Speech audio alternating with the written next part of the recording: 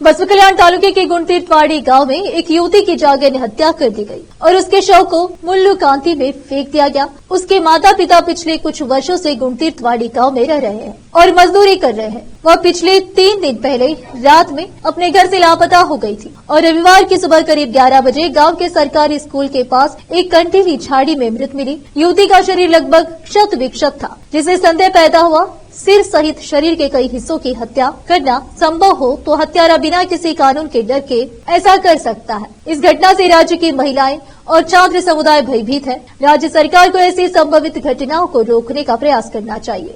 ABVP ने हत्यारों को कड़ी से कड़ी सजा देने की मांग करते हुए ज्ञापन सौंपा। कैमरामैन पपुराज का कवरेज। ವಿದ್ಯಾರ್ಥಿ ಪರಿಷತ್ ವತಿಯಿಂದ ಬಸವ ಕಲ್ಯಾಣ ಜಿಲ್ಲೆಯ ಗುಣತೀರ್ಥದ ವಾಡಿಯಲ್ಲಿ ನಡೆದ ಯುವತಿಯೊಬ್ಬಳ ಮೇಲೆ ಅತ್ಯಾಚಾರ ಮಾಡಿ ಅವಳನ್ನು ಕೊಂದು ಹಾಕಿದ ವಿರುದ್ಧ ನಾವು ಹೋರಾಡಿ ಅದರ ಬಗ್ಗೆ ನಾವು ಮನವಿ ಪತ್ರವನ್ನು ಡಿಸಿ ಆಫೀಸ್ನಲ್ಲಿ ಕೊಡಬೇಕೆಂದು ಬಂದಿದ್ದೇವೆ।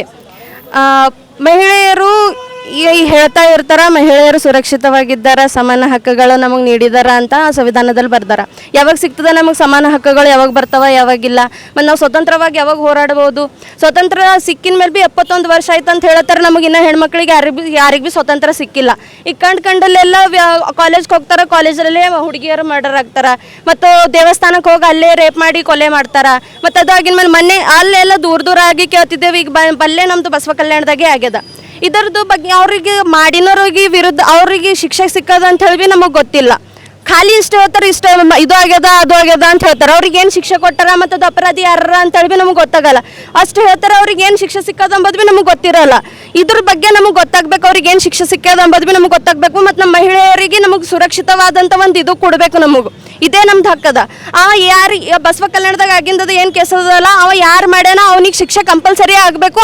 ಆಗಲ್ಲ ಹೋಯ್ತು ಅಂತಂದ್ರೆ ಈ ಜಿಲ್ಲೆ ಈಗ ನಾವು ಈಗ ಸ್ವಲ್ಪ ಜನ ಬಂದಿದ್ದೇವೆ, ಈಗ ಜಿಲ್ಲೆದಾಗ ಎಷ್ಟು ಜನರು ಅವರಿಗೆಲ್ಲ ತಗೊಂಡು ನಾವು ಉಗ್ರ ಹೋರಾಟ ಮಾಡ್ತೀವಿ। 4-5 ದಿವಸ ನಿಮಗೆ ಟೈಮ್ ಕೊಟ್ಟಿದ್ದೀವಿ, ಅಲ್ಲಿ ತನಕ ಅವ್ರಿಗೆ ಶಿಕ್ಷೆ ಆಗಬೇಕು ಅಷ್ಟೇ।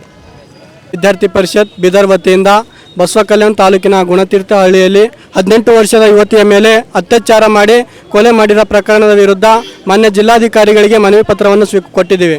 ಇವತ್ತು ನಾವೆಲ್ಲ ನೋಡ್ತಾ ಇದ್ದೀವಿ, ರಾಜ್ಯದಲ್ಲಿ ವಿದ್ಯಾರ್ಥಿನಿಯ ಮೇಲೆ ಅತ್ಯಾಚಾರಗಳು ದಿನದಿಂದ ದಿನಕ್ಕೆ ಹೆಚ್ಚಾಗ್ತಾ ಇವೆ। ಈ ರೀತಿಯಾದಂಥ ಮಾನ್ಯ ಮುಖ್ಯಮಂತ್ರಿಯವರು ಯಾವುದೇ ರೀತಿಯಾದಂಥ ಒಂದು ಕಠಿಣ ಕ್ರಮಗಳನ್ನು ಕೈಗೊಳ್ತಾ ಇಲ್ಲ। ಇವತ್ತು ನಾವೆಲ್ಲ ವಿದ್ಯಾರ್ಥಿನಿಯರನ್ನು ಸುರಕ್ಷತೆಯಿಂದ ಕಾಲೇಜ್ ಬರಬೇಕಂತಂದರೆ ವಿದ್ಯಾರ್ಥಿನಿಯರಲ್ಲಿ ಭಯದ ವಾತಾವರಣ ಉಂಟಾಗಿದೆ। ಈ ರೀತಿಯಾದಂತಹ ಕೃತ್ಯಗಳು ದಿನದಿಂದ ದಿನಕ್ಕೆ ಹೆಚ್ಚಾದರೆ ಮುಂದೆ ಬರ್ತಕ್ಕಂಥ ದಿನಗಳಲ್ಲಿ ವಿದ್ಯಾರ್ಥಿನಿಯರು ಕಾಲೇಜ್ಗಳಿಗೆ ಹೋಗಬೇಕಾದ್ರೆ ಬಹಳ ಒಂದು ಸೂಕ್ಷ್ಮವಾದಂತಹ ಒಂದು ಕ್ರಮಗಳನ್ನು ಕೈಗೊಂಡಾಗ ಮಾತ್ರ ವಿದ್ಯಾರ್ಥಿನಿಯರು ಕಾಲೇಜ್ ಬರಬೇಕಾದಂಥ ವ್ಯವಸ್ಥೆ ಇರುತ್ತೆ। ಆದರೆ ಈ ರೀತಿಯಾದಂಥ ಕೃತ್ಯಗಳು ನಡೆದರೆ ಮುಂದೆ ಬರ್ತಕ್ಕಂಥ ದಿನದಲ್ಲಿ ವಿದ್ಯಾರ್ಥಿನಿಯರು ಮನೇಲಿ ಕೂತ್ಕೊಳ್ಬೇಕಾದಂಥ ಪರಿಸ್ಥಿತಿ ಬರುತ್ತೆ। ಮಾನ್ಯ ಮುಖ್ಯಮಂತ್ರಿಯವರಿಗೆ ವಿದ್ಯಾರ್ಥಿ ಪರಿಷತ್ ಕಡೆಯಿಂದ ಆಗ್ರಹ ಮಾಡೋದಿಷ್ಟೇ, ನೀವೆಲ್ಲ ಇವತ್ತು ಎಷ್ಟೋ ವಿದ್ಯಾರ್ಥಿನಿಯ ಮೇಲೆ ಅತ್ಯಾಚಾರಗಳು ನಡೀತಾ ಇದೆ। ಪರೀಕ್ಷೆ ಬರೋಕ್ಕೆ ಅಂತ ಹೋದಂಥ ವಿದ್ಯಾರ್ಥಿನಿಯನ್ನು ಅತ್ಯಾಚಾರ ಮಾಡಿ ಕೊಲೆ ಮಾಡಿ ಮನೆಗೆ ಹೆಣವಾಗಿ ಬಂದು ದೇವಸ್ಥಾನಕ್ಕೆ ಹೋದಂಥ ವಿದ್ಯಾರ್ಥಿನಿಯನ್ನು ಇವತ್ತು ಸಾವಿಗೆ ಶರಣಾದ್ಲು। ಮನೆಯಿಂದ ಹೊರಗಡೆ ಬಂದಂಥ ಯುವತಿಯನ್ನು ನೀವು ಅತ್ಯಾಚಾರ ಮಾಡಿ ಕೊಲೆ ಮಾಡ್ತೀರಂತಂದರೆ ಇವರಿಗೆ ಅತ್ಯಾಚಾರ ಮಾಡ್ತಕ್ಕಂಥ ಆರೋಪಿಗಳಿಗೆ ಕಾನೂನಿನ ಯಾವುದೇ ಭಯವಿಲ್ಲದಂತಾಗಿದೆ। ಸೊ ಆ ದೃಷ್ಟಿಯಿಂದ ವಿದ್ಯಾರ್ಥಿ ಪರಿಷತ್ತು ಆಗ್ರಹ ಮಾಡೋದಿಷ್ಟೇ, ಅತ್ಯಾಚಾರ ಮಾಡ್ತಕ್ಕಂಥ ಆರೋಪಿಗಳಿಗೆ ಕಠಿಣ ಶಿಕ್ಷೆ ತಗೊಳ್ಬೇಕು, ಆರೋಪಿಗಳಿಗೆ ಗಲ್ಲು ಶಿಕ್ಷೆ ಆಗಬೇಕು ಅಂತ ವಿದ್ಯಾರ್ಥಿ ಪರಿಷತ್ ಕಡೆಯಿಂದ ಆಗ್ರಹ ಮಾಡ್ತಾ ಇದ್ದೀವಿ। ಹೆಸರು